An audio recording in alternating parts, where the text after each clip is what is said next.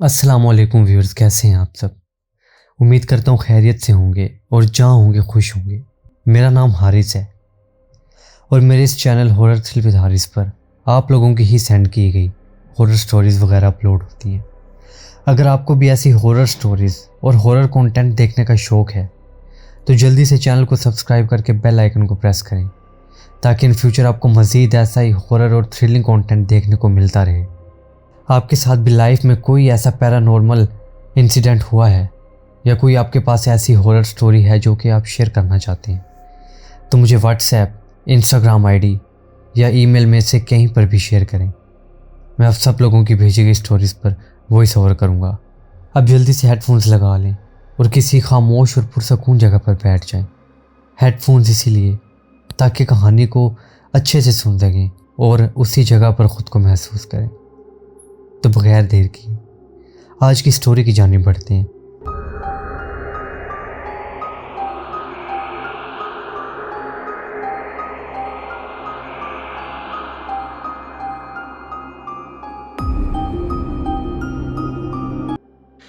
अस्सलाम वालेकुम, मेरा नाम साजिद है और ये जो इंसिडेंट मैं आपके साथ शेयर कर रहा हूँ ये मेरे साथ तब हुआ था जब मैं नया नया लाहौर शिफ्ट हुआ था।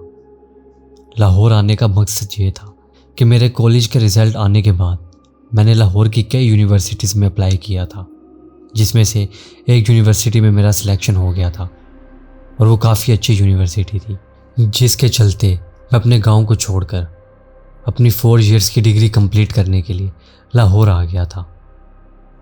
लेकिन उन दिनों मेरे पास जेब खर्च बहुत कम होता था और मैं अपने वालिदैन पर भी किसी किस्म का एक्स्ट्रा बर्डन नहीं डालना चाहता था। और यहाँ पर रूम्स के और होटल्स के इतने ज़्यादा किराए थे कि मैं अफोर्ड नहीं कर सकता था। इसीलिए मैंने यहाँ आने से पहले अपने एक दोस्त से कांटेक्ट किया था जो कि लाहौर के टेलीकम्युनिकेशन डिपार्टमेंट में होता था और उसके अंदर लाहौर के कई सारे टावर आते थे। बेसिकली उसने टावर की मेंटेनेंस का काम करना होता था और उन्हीं टावर एरियाज़ में साथ ही सर्वर रूम भी होते थे जो कि उस टावर को ऑपरेट करने के लिए वहाँ पे ज़रूरत के मुताबिक तमाम कंप्यूटर इक्विपमेंट मौजूद होते थे।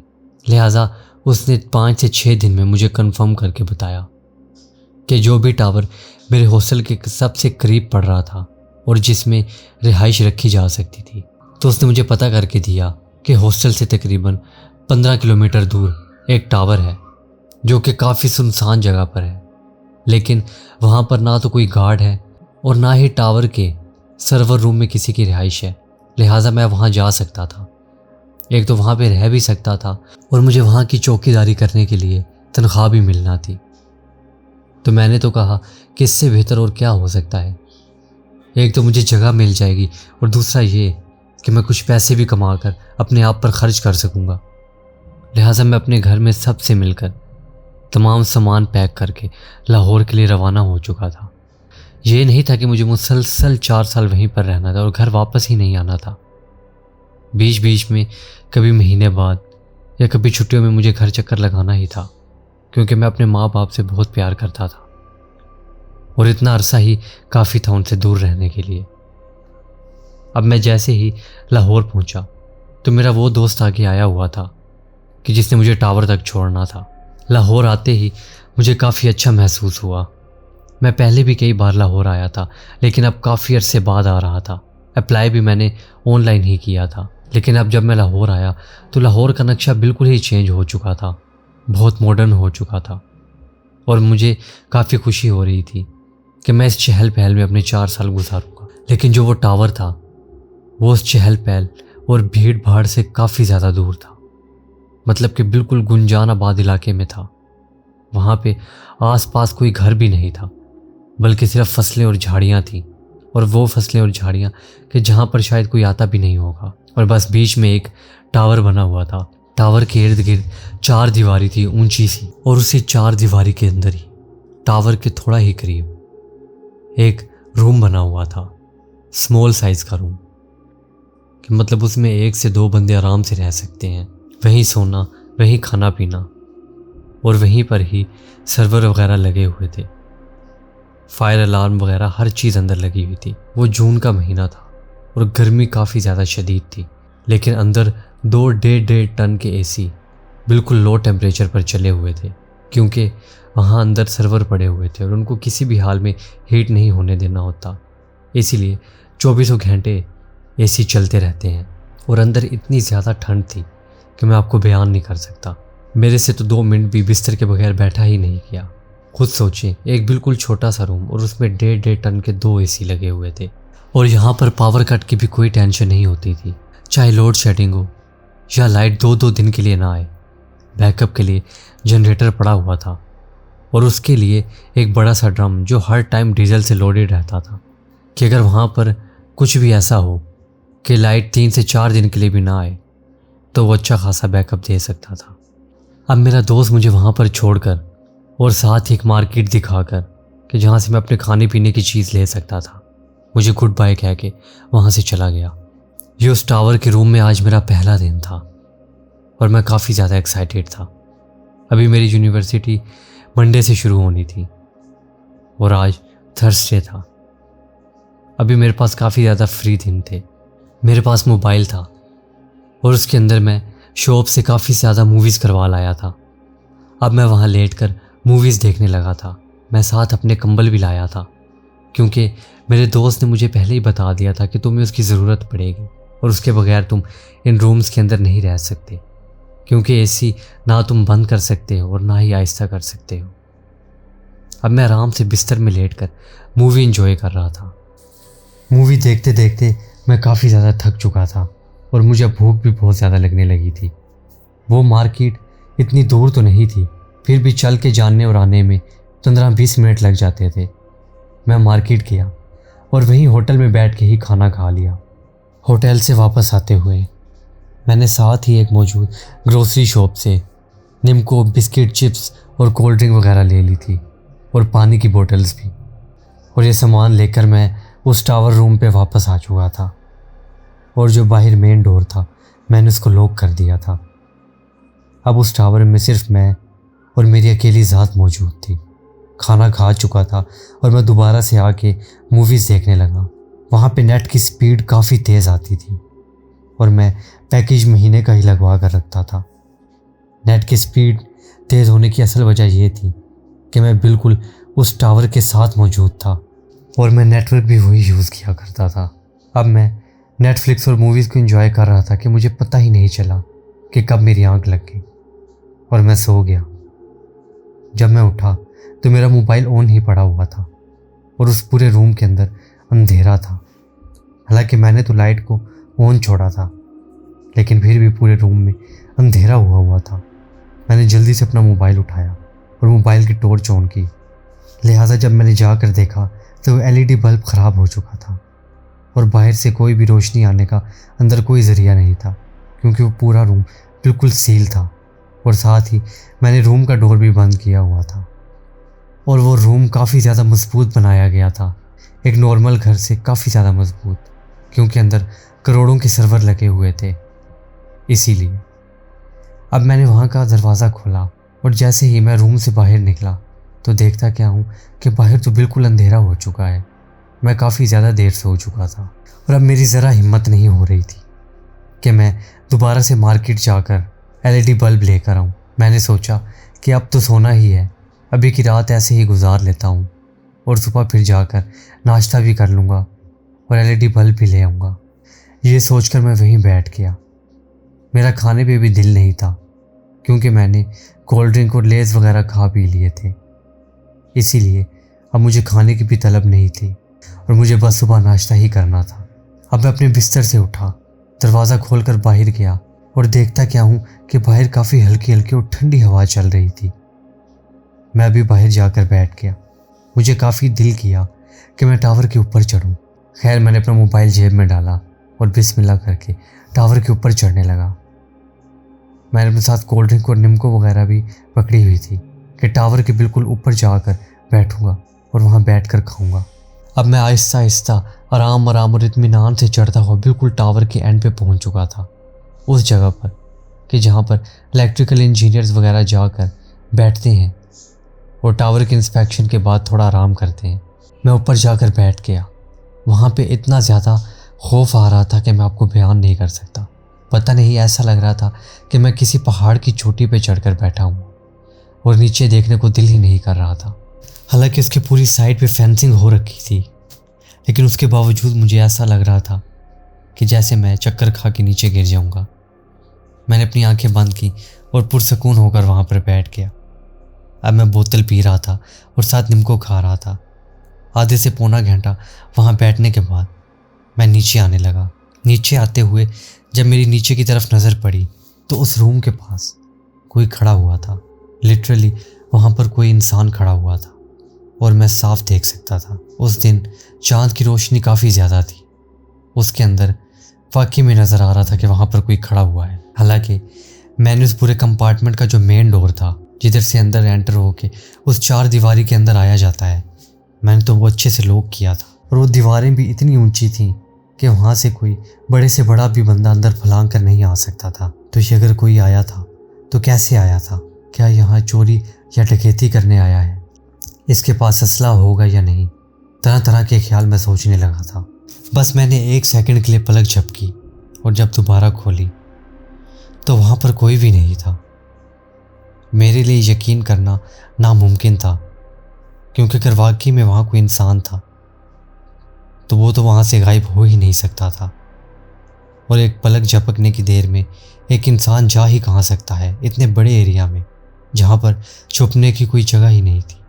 मैंने सोचा हो सकता है कि मैं ऊपर से नीचे देख रहा था तो चक्कर आने की वजह से हो सकता है मुझे ऐसा लगा हो कि वहाँ पर कोई खड़ा है या कोई इंसान है।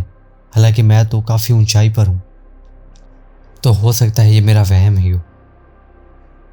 लेकिन अब मेरे जिस्म में काफ़ी ज़्यादा ठंड महसूस होने लगी थी मुझे। बेशक वो कोई ठंडा दिन नहीं था, बल्कि शदीद गर्म तरीन दिन था।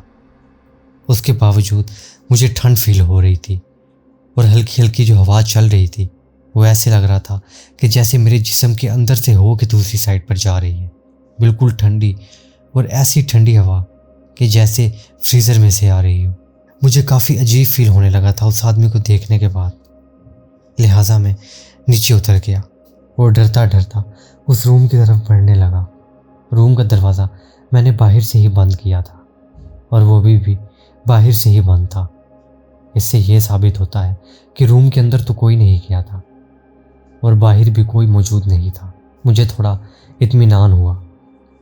मैंने रूम का दरवाज़ा खोला और जैसे ही अपने मोबाइल की टॉर्च ऑन करके मैं अंदर एंटर होने लगा तो मैं जहाँ पर लेटा हुआ था मुझे महसूस हुआ कि वहीं पर कोई लेटा हुआ है और काफ़ी ज़ोर ज़ोर से सांसें ले रहा है।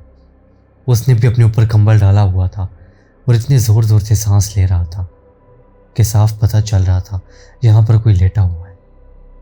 मैं वहाँ पर बिल्कुल जमकर खड़ा हो गया था। मेरे से हिला तक नहीं जा रहा था। मोबाइल की टॉर्च मैंने जहाँ की हुई थी वहाँ से हटाने को भी दिल नहीं कर रहा था। वो जो भी चीज़ थी उसके हल्के हल्के पाँव कंबल से बाहर निकले हुए थे और उस टॉर्च में नज़र आ रहा था कि वो जो भी चीज़ वहाँ पर सोई हुई है उसके पाँव से अंदाज़ा हो रहा था कि वो बहुत ज़्यादा अजीब चीज़ है। उसके पाँव बिल्कुल ऐसे थे मानो हड्डियों का ढांचा हो और उसके ऊपर गोश्त ही ना हो, और इतने लंबे पाँव कि मैंने आज तक किसी लंबे से लंबे इंसान के भी इतने लंबे पाँव नहीं देखे थे। और उन पाँव को देखकर मुझे अजीब सी वहशत हो रही थी। तरह तरह के ख्याल मेरे जहन में आ रहे थे कि दरवाज़ा तो बाहर से बंद था, तो फिर अंदर कोई कैसे आ सकता था? मैं क्या देख रहा हूँ, या मैं इस वक्त कोई ख्वाब तो नहीं देख रहा? ये वो कि इतनी ही देर में वो चीज़ उठ के बैठ गई और उसके मुंह से भी कंबल नीचे उतर गया। अब जो नज़ारा मैंने देखा वो देखने के बाद पता नहीं कैसे मेरे में अचानक से इतनी हिम्मत आई कि मैं वहाँ से भाग पड़ा। मैंने देखा जो शख्स मेरे सामने मौजूद था वो मेरे दादाजी थे। हाँ, मेरे दादाजी, जो कि 9 साल पहले ही फौत हो चुके थे। जैसे ही उसने मुझे देखा तो वो मुझे बोला, साजिद, मैं तो तुम्हें मिलने आया हूँ। और ये कहते हुए उसके चेहरे पर एक काफ़ी ज़्यादा डरावनी और शैतानी हंसी थी। ये कहते हुए उसके मुंह का हुलिया भी बदल रहा था, जैसे उसने मेरे दादा का रूप इख्तियार किया हुआ है और अब वो अपनी असली शक्ल में आ रहा है। यह देखने के बाद मैं जल्दी से मेन दरवाजे की तरफ भागा और कुंडी को खोलने लगा।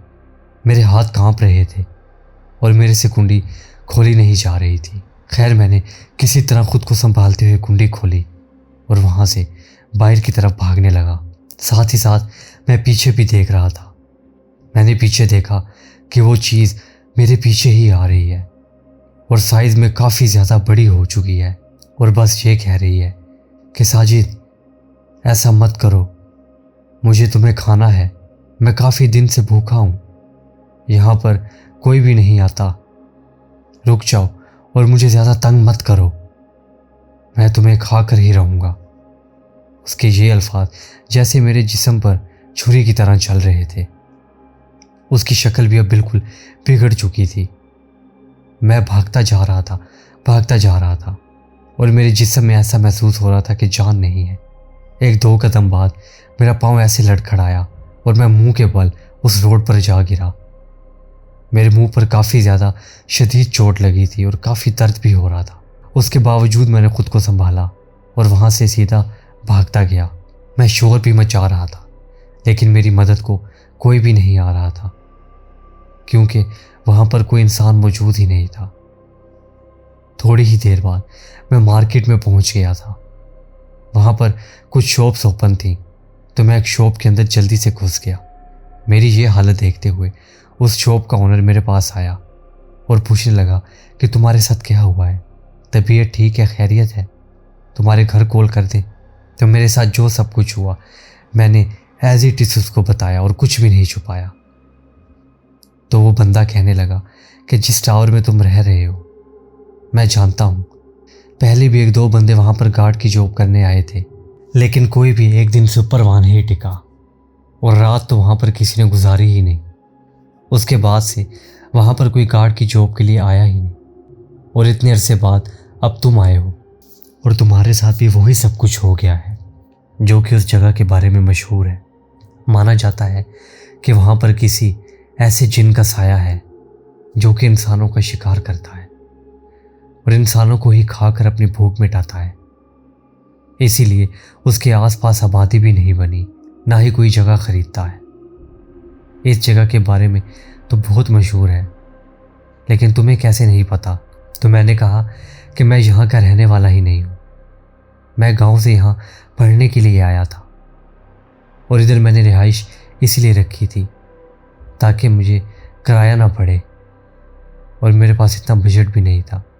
तो उस अंकल ने कहा कि तुम परेशान क्यों होते हो, मेरे पास एक घर है जहाँ पे कुछ लड़के रहते हैं, तुम भी उनके साथ रह लो, कोई बात नहीं, तुम बेशक किराया भी ना देना और अपनी पढ़ाई करना। उनकी ये बात सुनकर मैं काफ़ी ज़्यादा खुश हुआ। वो मुझे बाकायदा खुद वहाँ पर छोड़ कर आए और मुझे उन लड़कों के हवाले किया। उसके एक दो दिन बाद मुझे काफ़ी ज़्यादा शदीद और तेज़ बुखार चढ़ा और मैं रात में चीखता था और डर कर उठ जाता था। लेकिन उसके बाद जब मुझे उसी अंकल ने दम वगैरह करवाया किसी मौलवी से, तो उसके बाद से मेरा डर ख़त्म हो गया और मैं रातों में डरता भी नहीं था और मेरी तबीयत भी बिल्कुल ठीक हो चुकी थी और मैं रेगुलरली यूनिवर्सिटी जाना स्टार्ट हो गया था। लेकिन अभी भी जब कोई मुझसे उस टावर के बारे में बात करता है या मैं कभी उस अपने दोस्त से बात करूं कि जिसने मुझे वहाँ पर रखवाया था, तो दोबारा से वो तमाम यादें और वो रात मेरे जहन में आ जाती है और मुझे ये एहसास दिलाती है कि उस दिन मुझे नई ज़िंदगी मिली थी, वरना आज मैं यहाँ मौजूद ना होता। तो व्यूअर्स, ये थी आज की स्टोरी। कैसी लगी आप सबको? उम्मीद करता हूँ पसंद आई होगी। अगर पसंद आई है तो वीडियो को लाइक करें और कमेंट सेक्शन में ज़रूर बताएं कि आपको स्टोरी कैसी लगी या मज़ीद आपको किस टाइप की स्टोरीज़ चाहिए। मिलते हैं नेक्स्ट वीडियो में नेक्स्ट स्टोरी के साथ। तब तक के लिए अल्लाह हाफिज़, टेक केयर।